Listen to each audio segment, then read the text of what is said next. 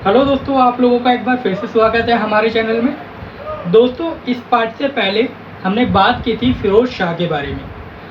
फिरोज शाह चौथा शासक रहा था गुलाम वंश से संबंधित, और उसका कार्यकाल सिर्फ 1 वर्ष का रहा था, यानी कि 1236 ईस्वी तक। इसके बाद हम बात करेंगे, यानी कि फिरोज शाह की मृत्यु के बाद जो शासिका बनी रजिया सुल्तान, उसके बारे में हम इस पार्ट में बात करेंगे। जैसा कि आपने थंबनेल में देख ही लिया होगा, रजिया सुल्तान का जो कार्यकाल रहा वह रहा फिरोज शाह के ठीक बाद, यानी कि 1236 ईस्वी से 1240 ईस्वी।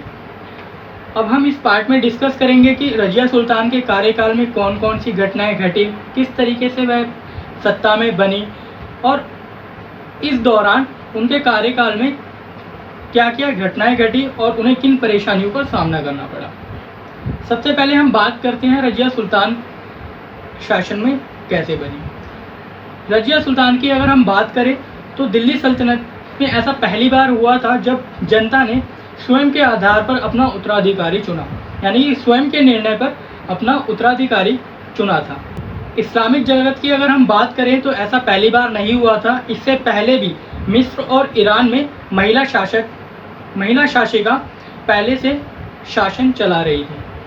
हाँ, अगर भारत की अगर हम बात करें तो भारत के इतिहास में ऐसा पहली बार हुआ था कि किसी महिला द्वारा शासन चलाया जा रहा था, यानी कि हम सीधे सीधे तरीके से यह कह सकते हैं कि भारत में शासिका के रूप में सबसे पहले जो प्रधान बनी वह रजिया सुल्तान रही, यानी कि पहली महिला शासिका रजिया सुल्तान रही।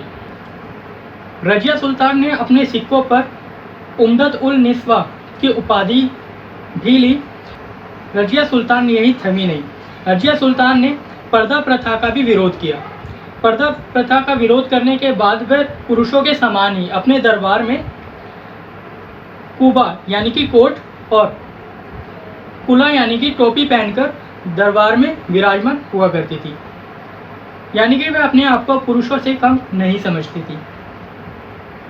सत्ता प्राप्ति के बाद, यानी कि जब रजिया सुल्तान ने सत्ता प्राप्त कर ली, उसके बाद रजिया सुल्तान के सामने काफ़ी सारी परेशानियां आन खड़ी हुई, जिसमें से सबसे बड़ी समस्या उनके सामने यह थी कि उम्मतों, मुल्तान और अमीरों ने राजधानी को, दिल्ली सल्तनत की राजधानी को चारों ओर से घेर रखा था।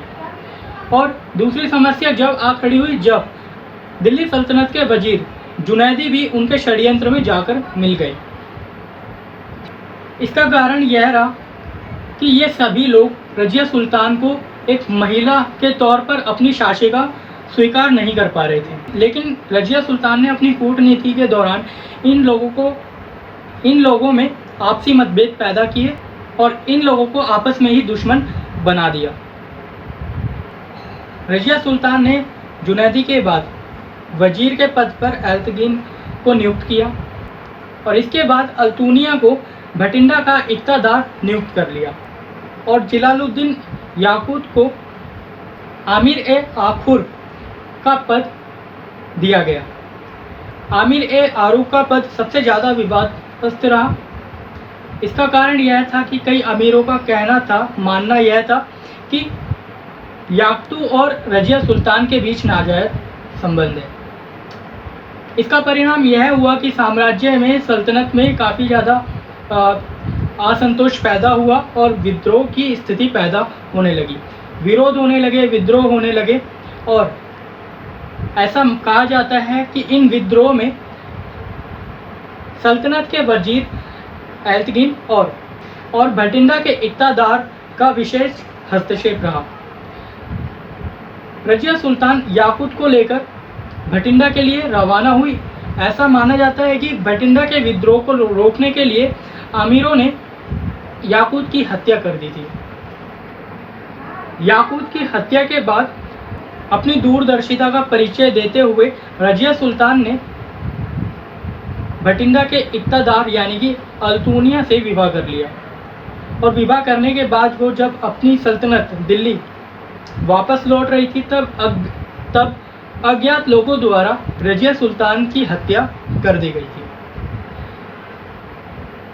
रजिया सुल्तान की मृत्यु के बाद एल्तगिन ने इल्तुतमिश के तीसरे पुत्र जिसका नाम बहराम शाह था, उसको शासन पर विराजमान करवाया, उसे सत्ता सौंप दी गई।